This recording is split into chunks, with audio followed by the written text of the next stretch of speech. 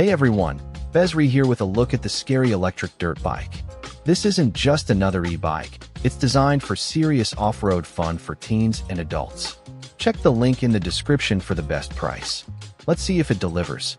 First up, let's dive into what makes this bike capable on the trails.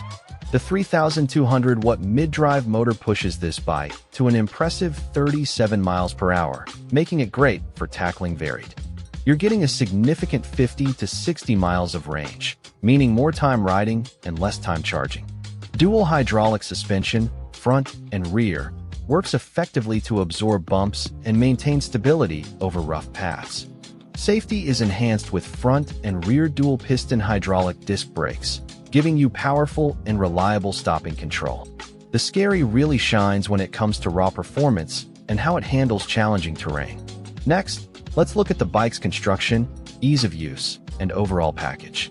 The high-strength steel frame and IPX5 waterproof rating mean this bike is built to handle tough environments.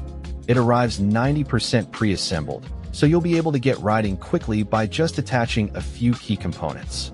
At this price point, you're getting a strong set of features, making it a good value for a performance-oriented electric.